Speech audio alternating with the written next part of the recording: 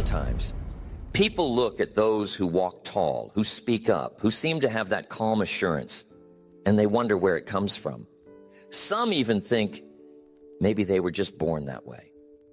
But I want you to set aside that idea, because confidence isn't some genetic accident or the exclusive trait of those with lucky stars overhead.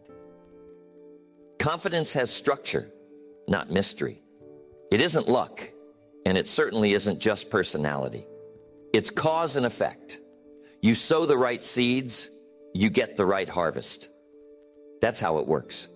When I first started out in business, I didn't feel like a confident man. Not at all.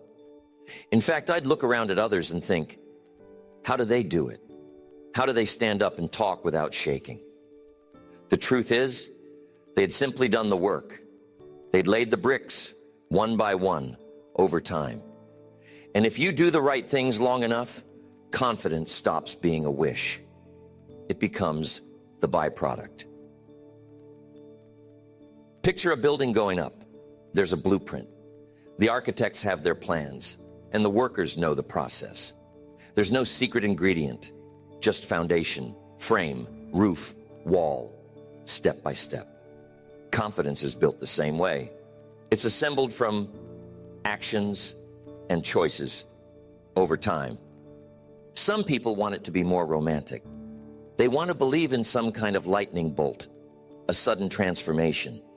But that's not how it works. Imagine someone who never practices, never prepares, and expects to feel strong and steady. It doesn't add up. The roots aren't there.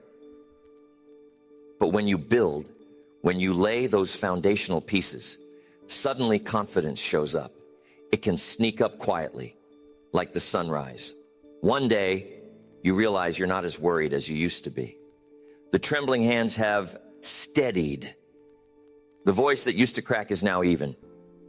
People sometimes ask, is it just positive thinking? No, it's positive doing. It's consistent action. I could have told myself all day long that I was confident. But unless I backed it up with work, with learning, with trying and failing and trying again, it wouldn't have changed a thing.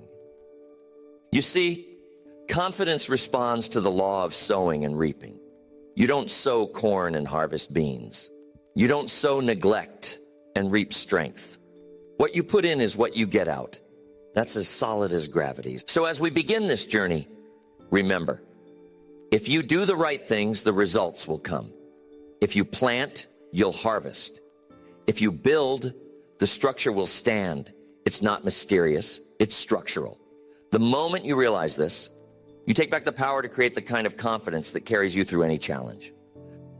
Think about the areas in your life where you already feel confident. Was it magic, or did you earn it? Maybe it was learning to ride a bicycle, or standing up to speak in front of your class for the first time. At first, the hands shook, the heart pounded. But after a few rounds, after falling, after trying again, it started to feel natural. That's structure, not luck. That's cause and effect, not mystery. That's the science of building confidence. And if it can be built, then anyone can build it. So what is the formula for confidence? If it's not a mystery, if it's not magic, then what is it? What creates that shift from doubt to assurance, from holding back to stepping forward? I've found that confidence is the natural outcome of a simple equation. Knowledge plus practice plus reflection equals confidence. Let's start with knowledge. You can't feel good about what you don't understand. Knowledge is the seed. When you don't know, uncertainty takes over. That's why those early days in any new venture can feel so shaky, because you're still learning the ropes, still figuring out where the furniture is in a dark room. But the moment you start gathering facts, learning the basics, absorbing information, you're planting the seed of confidence. But knowledge by itself isn't enough. How many people do you know who read all the books, who know all the theories, but still hesitate when it's time to act? That's where practice comes in. You take what you know and you try it out. The first swing is awkward. The first attempt is rough. But you show up again and again. And each time it gets a little better. That's practice. Now, if you stop at practice, you get better. Sure. But to really build confidence, you have to reflect. You pause and look back. You ask yourself, what worked? What didn't? What could I try differently next time? It's that act of reviewing your progress, of studying your own steps, that turns experience into wisdom. So knowledge gets you started. Practice gives you experience. Reflection gives you insight. When you add those together, you start to see the results. Each repetition cements the belief that you're getting better, that you're making progress. Repetition is the mother of skill, and skill is the mother of confidence. I remember when I first started speaking in front of groups, the first time I was nervous, but I'd studied my material. I knew what I wanted to say. Then I practiced. I rehearsed in front of the mirror. I rehearsed in front of friends. And after each talk, I took a little time to reflect. What worked well? What didn't land the way I wanted? Each round of that formula built a little more confidence. The key is, you can't skip any part of the formula. You need all three. Some people just study and never practice and wonder why they don't feel confident. Others practice and practice but never stop to reflect, so they never improve. But put all three together. Learn, do, review, and you have a recipe for quiet, unshakable confidence. If you want to build confidence in any area of your life, just ask, what do I need to learn? How can I practice? When will I stop and reflect? Don't wait for lightning to strike. Don't hope for sudden courage. Build it step by step by applying the formula. You'll find that with each cycle, each time you learn something new, try it out, then think it over. The roots go deeper. The next time you face a challenge, you don't feel quite as lost. You have the memory of success, the experience of progress, and the wisdom of reflection to draw from. Confidence, then, is not a leap. It's not a one-time event. It's the result of repeated, purposeful cycles. Knowledge, practice, reflection, repeat. Over time, the doubts get quieter and the belief gets louder. That's the science. That's the formula. Now let's talk about the role of competence in building confidence. This is where the rubber really meets the road. Confidence, after all, isn't just a feeling you conjure up out of thin air. It's the natural result of knowing what you're doing, of having skill, of becoming competent. Think back to the first time you tried something brand new. Maybe it was your first job, your first sales call, your first time standing up to speak in public. Most people don't feel confident when they're beginners. That's normal, because you can't feel strong about what you don't understand. There's no foundation yet. There's no muscle memory. There's only guesswork and nerves. But keep going. Keep studying. Keep practicing. Keep showing up. With each attempt, a little more knowledge, a little more skill starts to take the place of doubt. The very act of learning, of getting good at the fundamentals, begins to crowd out uncertainty. Confidence grows from competence. There's no shortcut here, but there is a reward. The better you get, the stronger you feel.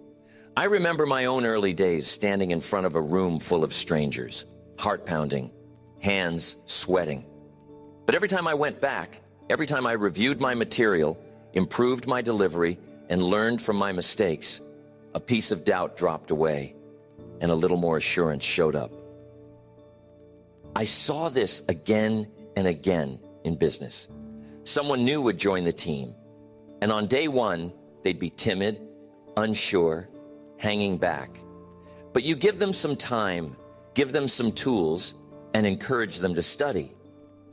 Suddenly you see a transformation. 1 week they're watching, the next week they're doing, and a few weeks later they're teaching someone else. Study until skill replaces doubt. That's the secret. You don't have to become an expert overnight, but you do have to become a student. Invest time in understanding the craft. Get curious about how things work. Break it down and practice the basics over and over until those basics belong to you. You see, real confidence isn't loud. It's not about showing off. It's the quiet, steady assurance that comes from knowing you've put in the time and you know what you're doing. When you walk into a situation prepared with skill on your side, it changes your posture, it changes your voice. It even changes the way you breathe. Now, this applies to anything: business, relationships, health, finances. You can't bluff your way into lasting confidence. You can't hope it into existence. You have to build it by stacking up competence, one skill at a time. When you find yourself hesitating, doubting, ask yourself, how much have I really studied this? How much have I practiced? Have I done the work to become competent? If not, the answer isn't to just believe harder. The answer is to go back to the basics. Study more, practice more, get your hands dirty. Remember, every master was once a disaster. Every confident person you see started out unsure, started out awkward, started out as a beginner. The difference is they didn't stay there. They decided to close the gap between doubt and confidence with skill. And that's something anyone can do, starting today. Now let's take a look at the evidence, the real stuff. You see, there's a difference between telling yourself you can do something and actually proving it to yourself. Now, I'm all for positive thinking, but at some point, words run out of power unless you can back them up with evidence. That's where true confidence is born. It's easy to stand in front of the mirror and say, you can do it. But if you haven't put in the work, if you haven't gathered a little stack of wins, no matter how small, those words ring hollow. They echo around in your mind, but they don't stick. You know the truth deep down, and so does everyone else. Confidence must be proven through performance. It's not about talking yourself into something you've never done. It's about stacking up moments, stacking up experiences and saying, I've done it before. I can do it again. That's the voice of evidence. That's the voice of results. Think of a time when you achieved something, even a little thing. Maybe it was making your first sale. Maybe it was getting through a difficult conversation. Maybe it was just showing up to do something that scared you. That's evidence. Each small win adds to your ledger. Every time you try, every time you finish what you started, you're building a library of proof that you're capable. This is why I tell people, don't chase after big, flashy victories in the beginning. Start small. Collect those little wins. Finish the book you started. Make the call you were nervous to make. Step up when you feel like stepping back. Every time you do, you add to your reservoir of confidence. Because now you're not just hoping you can do it. You know you can, because you've already done it. Affirmations alone can only take you so far. The mind is sharp. It knows when you're bluffing, but give it evidence. Show yourself you're capable through real action, real results, and you'll find that belief starts to settle in a little deeper. The mind can't argue with a track record. I remember when I was young, I wanted to become a better speaker. I could read all the books, listen to all the tapes, say all the right things in my mind. But until I stood up and did it, until I faced that audience and got through the speech, nothing really changed. The first one was rough. The second was better. The third was better still. What changed?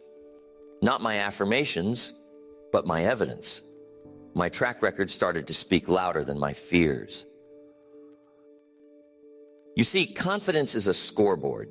The score doesn't lie. You put points up by showing up, by doing the work, by finishing what you start. Each point makes it easier to try again. Each win becomes part of your story, part of your belief system. So the next time you catch yourself hesitating, don't just reach for another positive phrase. Look back at your evidence. Review your wins, no matter how small. Remind yourself, if you did it before, you can do it again. And if you haven't done it yet, go get your first win. Make it something you can finish today. Stack up that first piece of evidence, then stack up another. That's how confidence grows. Not from empty words, but from real results. Evidence beats affirmation every time. And this is the key.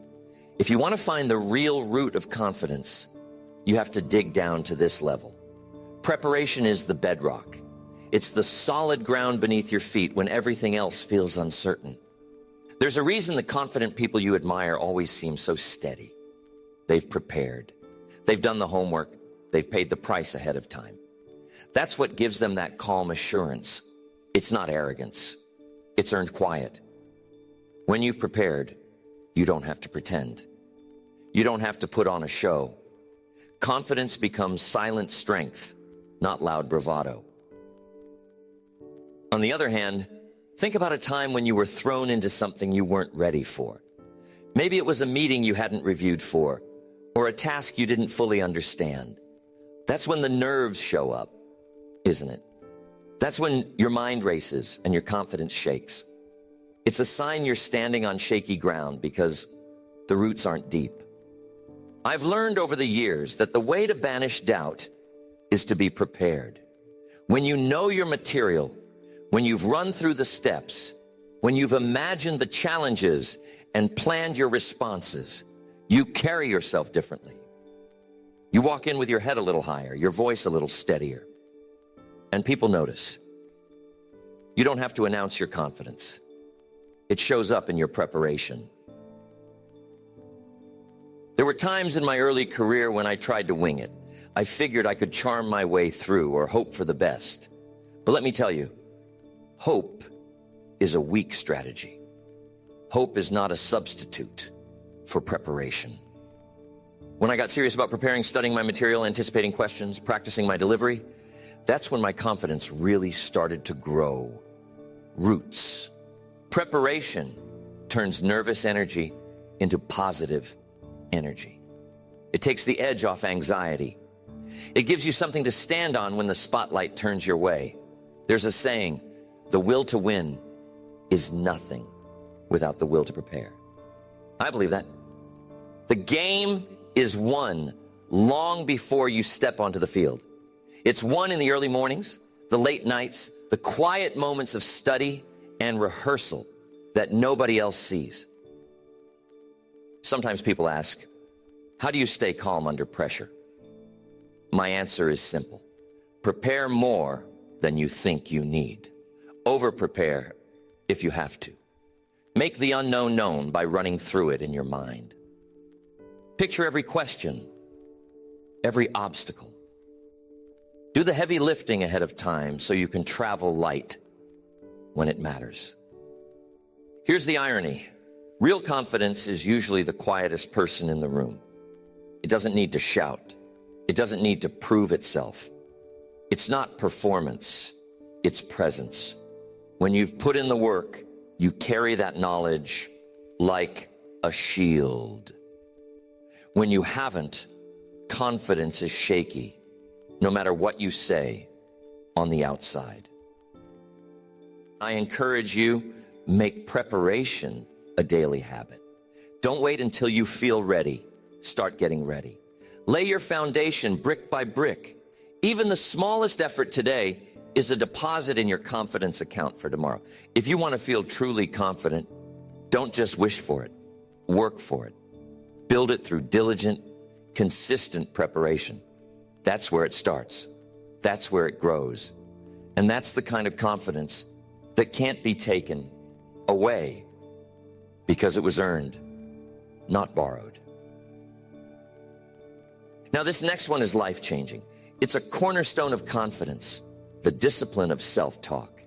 You see, what you say to yourself all day long becomes the script for your actions. That voice in your head, those quiet sentences you repeat, they shape the way you see yourself, the way you show up, the way you handle adversity. Most people spend far too much time criticizing themselves. The mind is quick to judge, quick to remind you of mistakes, quick to spotlight your shortcomings. And over time, if you're not careful, that kind of talk becomes automatic. The problem is, constant criticism doesn't strengthen. It weakens. It doesn't build. It erodes. Before long, the mind believes the worst and acts it out. That's why discipline matters. You must train yourself to notice the difference between useful correction and useless criticism. There's a difference between telling yourself, you messed up, you'll never get it right, and telling yourself, you missed that one, here's what you do next time. One is destructive, the other is instructive. Replace criticism with correction. That's the formula. When you make a mistake, and you will, because we all do, don't turn it into a personal attack. Treat yourself like a coach would treat a good player. Point out what went wrong, but then direct your mind to the solution, the next step, the adjustment. This is the real power of self-talk. You become your own guide, your own instructor. Instead of debating your value, you direct your focus. Instead of wallowing in emotion, you move into instruction. This is not about lying to yourself or pretending you're perfect. It's about becoming constructive, becoming your own best teacher. I learned early on that the mind is like a garden. What you plant is what grows. If you let weeds of doubt and negativity take over, they'll choke out your confidence before it has a chance to bloom. But if you plant seeds of encouragement, of learning, of improvement, confidence starts to flourish. Here's the discipline. Don't let the negative voice take center stage. When it shows up, don't argue with it. Don't negotiate. Just redirect. Catch yourself when you start down that old path. Stop and give yourself new instructions. Ask, what's the next right move? How can I correct course? Pretty soon, that becomes the new habit. Direct your thoughts. Don't debate them. Give yourself clear, simple instructions. When the stakes are high, when pressure rises, when doubt tries to creep in, talk to yourself the way you would talk to someone you care about. Not harsh, not indulgent, just fair and focused on improvement. This isn't about never feeling nervous, never doubting, never making a mistake. It's about building the discipline to respond to those moments in a way that leads you forward, not backward. So, take inventory. Listen in on your self-talk for a day or two. Notice the patterns. Where are you tearing yourself down? Where could you build yourself up instead? Not with empty flattery, but with honest correction and encouragement. That's how you program your mind for confidence. One thought at a time, one sentence at a time. The right words, the right instruction anyway. That's how confidence is built. One courageous action at a time. So remember, confidence isn't built in a day, but it is built daily. You see, confidence has a way of compounding. It grows, it multiplies, it builds on itself, just like interest in a good savings account. Every act of courage, every hour of preparation, every bit of honest self-talk, every small victory, they all add up. At first, it's not much. Just a little belief, just a little evidence. But you keep at it. You do what needs to be done when you don't feel like it. You study, you practice, you show up, and you reflect. Each action is like adding another dollar to the bank. It doesn't seem like much in the moment, but over time, the interest starts to grow. Confidence begins to pay dividends. This is why consistency is so powerful. One day of preparation is good, but a week is better. One brave step is good, but a dozen starts to change your story. You see, the more you do, the more you believe you can do. Each act makes the next one easier. Each success, no matter how small, becomes proof that you're capable, and that proof is hard to shake. It's a compound effect. You stack up wins, you stack up preparation, you stack up days where you kept going when you could have quit. And suddenly, you wake up one morning and realize the doubt isn't quite so loud anymore. The fear doesn't run the show. Confidence, earned and built over time, has taken its place. I've seen it in my own life, and I've watched it in others. The ones who make the biggest changes are rarely the ones who go for the big leap all at once. It's those who build piece by piece, day by day, quietly, persistently, who one day look up and see how far they've come. The little things, repeated, compound into the big things. Remember, confidence doesn't mean you never doubt. It means doubt no longer dominates. It means your belief has been strengthened by so much evidence, so much preparation, so many small acts of courage that you have a solid foundation to stand on. It means you've built a fortress out of small stones, each one laid carefully, each one earned. Don't underestimate the power of compounding. Don't dismiss a small victory just because it doesn't feel like much. The person who shows up every day, even in small ways, outpaces the one who only takes action when inspiration strikes. Inspiration is wonderful, but habit is more dependable. So wherever you are in the process, start stacking. Stack up preparation. Stack up honest self-talk. Stack up action in the face of fear.